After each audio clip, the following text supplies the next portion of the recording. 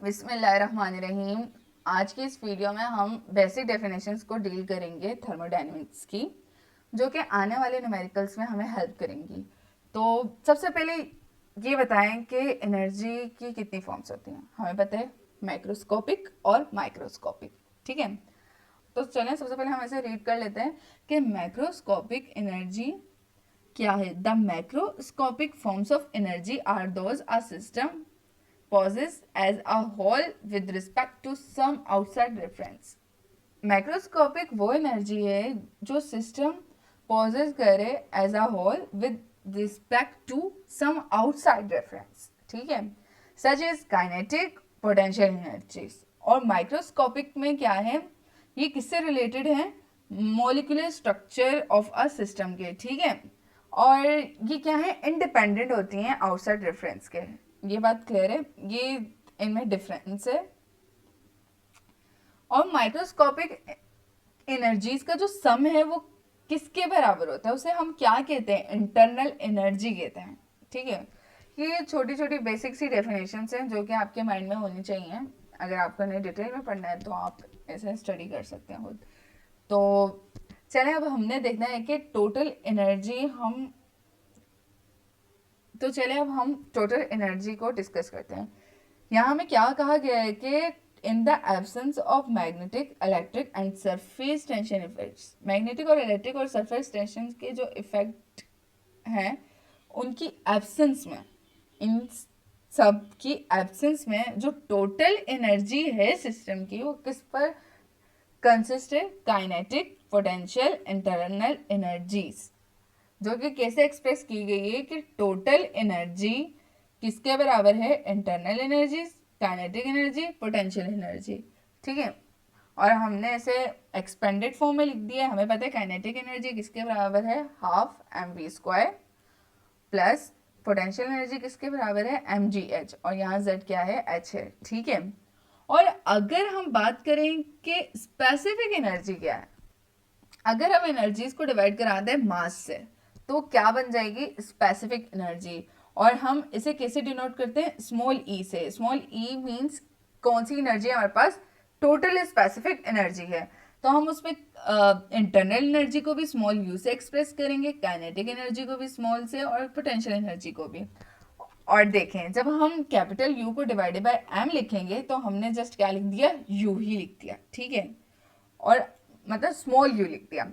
और अगर मैं काइनेटिक एनर्जी को डिवाइड कराऊं, हाफ mv² मीन्स m से m कैंसिल हो गया तो हमारे पास क्या बच गया, v²/2।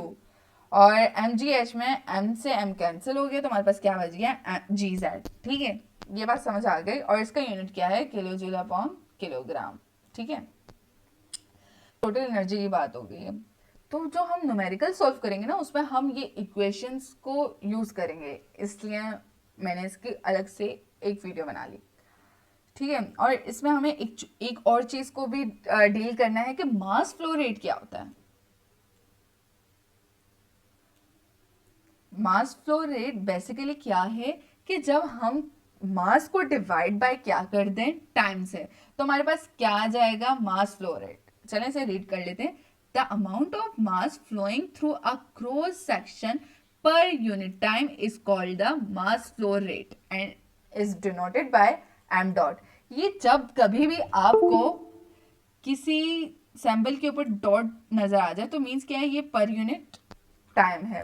अगर मैं बात कर लूँ किसी एनर्जी पे मैं लगा दूँ ई डॉट, मीन्स क्या है, पर यूनिट टाइम। और ये क्या बन जाएगा, बेसिकली पावर। हमें पता है जब एनर्जी को हम डिवाइड बाय टाइम करेंगे तो हमारे पास क्या आ जाएगा, पावर आ जाएगा। तो ये डॉट क्या है, ये हमें इंडिकेट करता है कि ये क्या है, रेट ऑफ चेंज, मीन्स के पर यूनिट टाइम है, ठीक है। तो चलें मास फ्लो रेट को किस तरीके से लिखते हैं, मीन्स कि इसका फॉर्मूला या इसकी एक्सपेंडेड फॉर्म क्या है वो देख लेते हैं। चलिए अब हम मास फ्लो रेट को देख लेते हैं कि उसे हम एक्सपेंडेड फॉर्म में कैसे लिखते हैं। तो पहले हम देख लेते हैं कि ये सिंबल्स को हमने क्या इंडिकेट कराया है कि R is equal to density, और आप रो भी लिख सकते हैं डेंसिटी का, ठीक है, जो हम लिखते हैं। v is equals to velocity और a is equals to area. Mass flow rate is equals to mass upon time, वही हमने बात की कि जब हम मास को डिवाइडेड बाय टाइम करेंगे तो हमारे पास क्या आ जाएगा, मास फ्लो रेट आ जाएगा। अब हमने इसकी एक्सपेंडेड फॉर्म देखी जिसमें क्या लिखा हुआ है कि mass is equals to rho V A. ठीक है, ये बात समझ आ रही है, रो वी ए ये किसके बराबर है, मास फ्लो रेट के बराबर है। और हम इसे प्रूफ भी कर लेते हैं कि कैसे हुआ। ठीक है, हमें पता है मास फ्लो रेट का यूनिट क्या है, किलोग्राम पर सेकेंड। ठीक है, ये यूनिट लिख दिया किलोग्राम पर सेकेंड। तो हमने देखा कि मास डेंसिटी का फॉर्मूला क्या है, तो हमें पता है कि डेंसिटी किसके बराबर है, किसके बराबर है डेंसिटी, मास अपॉन वॉल्यूम। ठीक है, मास अपॉन वॉल्यूम के बराबर है। और हमें पता है कि वॉल्यूम का यूनिट क्या है, मीटर क्यूब। ठीक है, मैंने लिख दिया मीटर क्यूब या लेंथ क्यूब लिख दिया। तो मास अपॉन क्या लिख दिया, लेंथ क्यूब। मैंने किसकी जगह लिख दिया, डेंसिटी की जगह लिख दिया। ठीक है, और हमें पता है v क्या है, वेलोसिटी। ये यहाँ v क्या है, वेलोसिटी हमने मेंशन किया हुआ है। तो वेलोसिटी का यूनिट क्या है, मीटर पर सेकंड, मींस के लेंथ पर टाइम। ये देखें, लेंथ पर टाइम लिख दिया। और हमें पता है कि वॉल्यूम का यूनिट क्या है, मीटर स्क्वायर, मींस के लेंथ स्क्वायर। ठीक है, हमने ये लिख दिया। और देखें कि लेंथ क्यूब से लेंथ क्यूब कैंसिल हो गया तो हमारे पास क्या बच गया, मास अपॉन टाइम। मींस के हम इसे इस फॉर्म में लिख सकते हैं, मींस के हम रो इनटू वेलोसिटी इनटू एरिया। तो ये मास फ्लो रेट का हम फॉर्मूला यूज करेंगे हमारे आने वाले न्यूमेरिकल्स में। तो ये आपको फॉर्मूलाज को अपने माइंड में रखने हैं कि किस तरीके से, और ये आपको याद भी रह जाएगा कि रो वी ए कैसे मास अपॉन टाइम के बराबर है। तो इसके यूनिट चेक से आपको आइडिया हो गया होगा। ठीक है, अब हम नेक्स्ट डेफिनेशन को डील करते हैं, वॉल्यूम फ्लो रेट। ये भी समझ आ गई होगी ऊपर वाली डेफिनेशन से आपको कि वॉल्यूम फ्लो रेट मींस कि वॉल्यूम को जब हम डिवाइड कराएं टाइम से तो हमारे पास क्या आ जाए, volume flow rate. The volume of the fluid flowing through a cross section per unit time is called volume flow rate। तो ये आपको समझ आ गया कि जब हम वॉल्यूम को डिवाइड कराएं किससे, टाइम से, तो हमारे पास क्या आ जाए, वॉल्यूम फ्लो रेट आ जाए। ठीक है, और हम इसे v डॉट से भी डिनोट कर सकते हैं। ठीक है, ये देख लें, और इसका यूनिट क्या है, मीटर क्यूब पर सेकेंड। और अगर हम रिलेशन की बात करें मास फ्लो रेट और वॉल्यूम फ्लो रेट की, तो हमें पता है मास फ्लो रेट किसके बराबर है, रो वी ए। और हमें पता है v क्या है, वेलोसिटी है। और वेलोसिटी का फॉर्मूला क्या है, हमें पता है कि हमें इसका यूनिट पता है ना, लेंथ अपॉन टाइम, मींस के सेकेंड। और ये साथ में मल्टीप्लाई क्या हो रहा है, area. Area multiply by length कर दिया तो हमारे पास क्या आ गया, वॉल्यूम। वॉल्यूम अपॉन टाइम, हमारे पास क्या आ गया, वॉल्यूम अपॉन टाइम इनटू रो। तो ये हमने किस फॉर्म में लिख दिया, मास फ्लो रेट को हमने वॉल्यूम फ्लो रेट के टर्म्स में लिख दिया। तो ये क्या मिल गया, एक रिलेशन मिल गया कि मास फ्लो रेट हम किस फॉर्म में लिख सकते हैं, वॉल्यूम फ्लो रेट की फॉर्म में,